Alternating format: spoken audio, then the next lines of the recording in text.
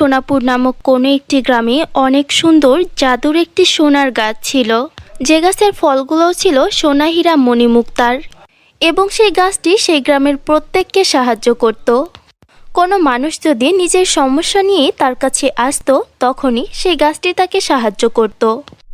জাদুর সোনার গাছ, সামনে আমার মেয়ের বিয়ে, আর ওর গহনা বানাতে হবে, এই জন্য আমাকে কিছু টাকা দাও, দয়া করে আমাকে সাহায্য করো। কেন নয়, হ্যাঁ অবশ্যই বুড়িমা, তুমি অবশ্যই আমার থেকে টাকা পাবে, তুমি চিন্তা করো না। যতদিন পর্যন্ত তোমাদের গ্রামে এই জাদুর সোনার গাছ আছে, ততদিন পর্যন্ত তোমাদের ধন সম্পদের কোনো অভাব হবে না। আমি এখনই আপনাকে অনেক সোনা দিচ্ছি, যার সাহায্যে আপনি আপনার মেয়ের বিয়ে অনেক বড়ভাবে দিতে পারবেন। এমনটা বলে সেই জাদুর সোনার গাছ বৃদ্ধা মহিলাকে অনেকগুলো সোনা দেয়, এবং তারা খুশি হয়ে সেই সোনাগুলো নিয়ে সেখান থেকে চলে যায়। এমনভাবেই যে কেউ সেই জাদুর সোনার গাছকে নিজের সমস্যার কথা বললে জাদুর সোনার গাছ চুটকিতে সেটার সমাধান করে দিত। সোনাপুর নামক ওই গ্রামেই স্বপ্না নামের একটি এতিম মেয়ে বসবাস করত, যে সবসময় জাদুর সোনার গাছের আশেপাশে পরিষ্কার করত, আর কখনো তার থেকে ধন সম্পদ চাইতো না। এমনই একদিন সে জাদুর সোনার গাছের আশেপাশে পরিষ্কার করছিল। তখন জাদুর সোনার গাছ তাকে বলে, স্বপ্না, তুমি কত ভালো, কোনো লোভ ছাড়াই তুমি আমার কত সেবা করো, সময় মতো পানি দাও, পরিষ্কার করো, আর এর পরিবর্তে আমার থেকে কখনো কিছু চাও না। সবসময় পরিশ্রম করে জীবন কাটাও। অন্যদিকে এই গ্রামবাসীরা কিছু হতে না হতেই আমার কাছে চলে আসে, এই নেওয়ার জন্য ওই নেওয়ার জন্য, আর ওরা আমার জন্য কখনোই কিছু করে না। জাদুর সোনার গাছ, আপনি যেভাবে আমাদের গ্রামবাসীদেরকে সাহায্য করেন, এটা দেখে আমার খুব ভালো লাগে। যদি কেউ আপনার সেবা না করে, এতে কি হয়েছে? আমি তো আছি আপনার সেবা করার জন্য।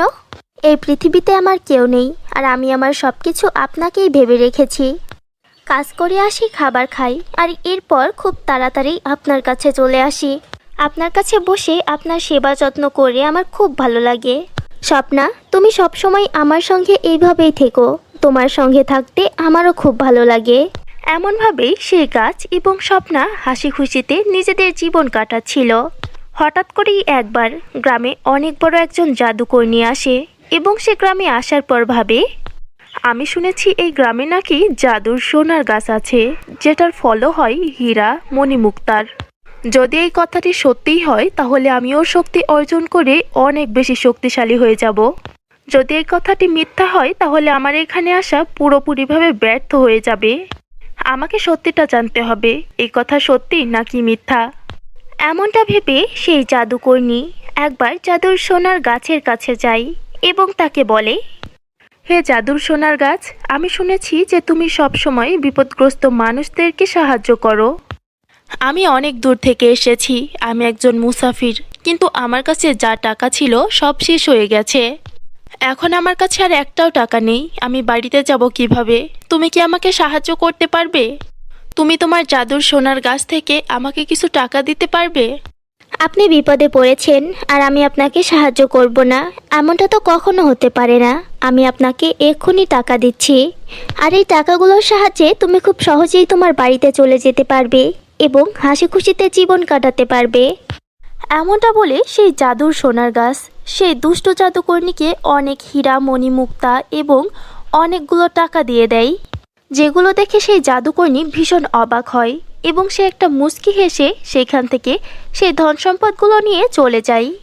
এবং রাত হবার পর সে দ্বিতীয়বার আবারও সেই জাদুর সোনার গাছের কাছে আসে এবং গাছকে বলে, বোকা জাদুর সোনার গাছ, তুই অনেক বড় ভুল করেছিস আমাকে নিজের জাদু দেখিয়ে। এখন আমি তোর সকল জাদু কেড়ে নেব, আর অনেক বেশি শক্তিশালী হয়ে যাব, এতটাও শক্তিশালী যে আমার থেকে বেশি শক্তিশালী আর কেউ থাকবে না। আর এখন এই রাতের অন্ধকারে আমাকে কেউ আটকাতে পারবে না। আমি তোমাকে এত বড় সাহায্য করলাম, আর তুমি আমাকে মারতে চাও? দয়া করে আমার এত বড় ক্ষতি করো না। যদি তুমি আমার শক্তি কেড়ে নাও, তাহলে আমি আর জীবিত থাকবো না। দয়া করে আমার সঙ্গে এমনটা করো না।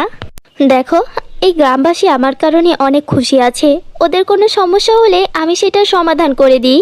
দয়া করে এই গ্রামবাসীদের খুশিকে, ওদের মুখের হাসিকে কেড়ে নিও না। দয়া করো, তুমি দয়া করে আমার শক্তি কেড়ে নিও না। দেখো, আমি তোমার সামনে হাত জোড় করছি, আমার শক্তি কেড়ে নিও না, এইভাবে আমার ওপরে অন্যায় করো না।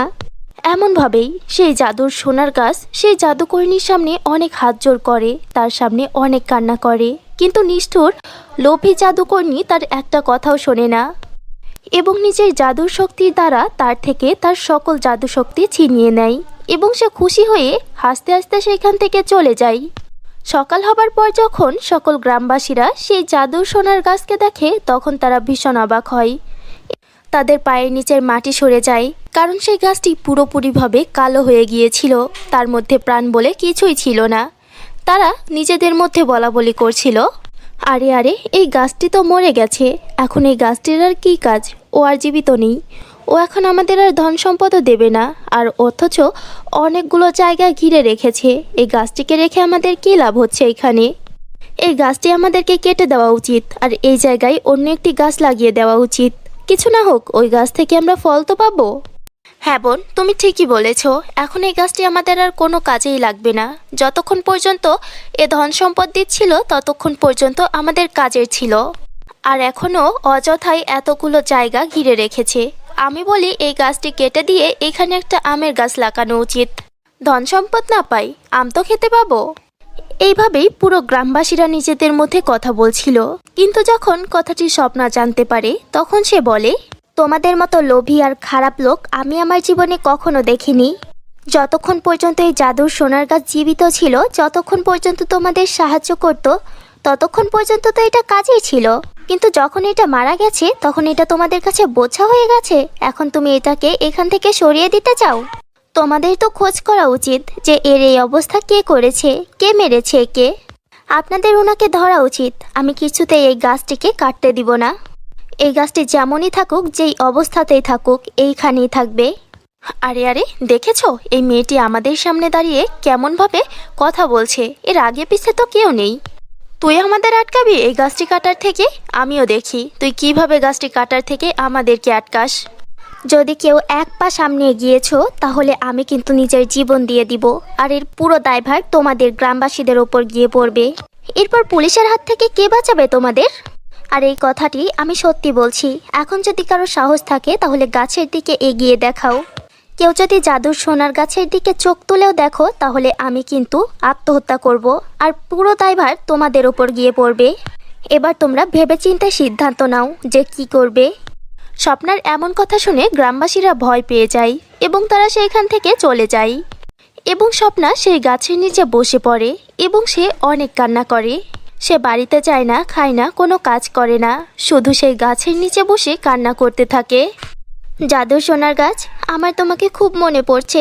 2 দিন হয়ে গেল তোমার সাথে কোনো কথা বলিনি। তুমি চলে যাওয়াতে আমার অনেক কষ্ট হচ্ছে। জানি না কে তোমার সঙ্গে এত নিষ্ঠুরতা করেছে। যদিও আমার সামনে চলে আসে না তাহলে ওর জীবন নিয়ে নিব। যখন তুমি ছিলে তখন আমার বাবা মায়ের কথা খুব কম মনে পড়তো। এমনটা মনে হতো যেন তুমি আমার বাবা মা। কখনো একাকিত্ব বুঝতে পারিনি, কিন্তু আজকে আমি নিজেকে খুব একা মনে করছি।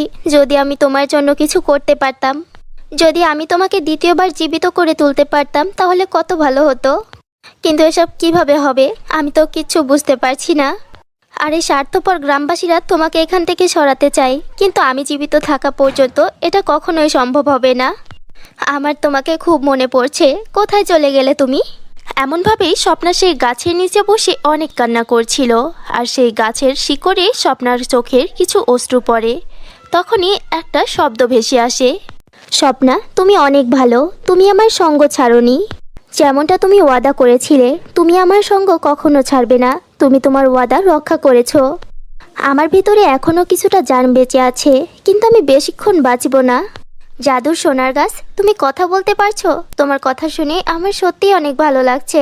এখন দয়া করে আমাকে বলো যে আমি কিভাবে তোমাকে সাহায্য করতে পারি, কিভাবে তোমার ভেতরে আবারও প্রাণ ফিরে আসবে। স্বপ্না, এটা অনেক বিপজ্জনক কাজ।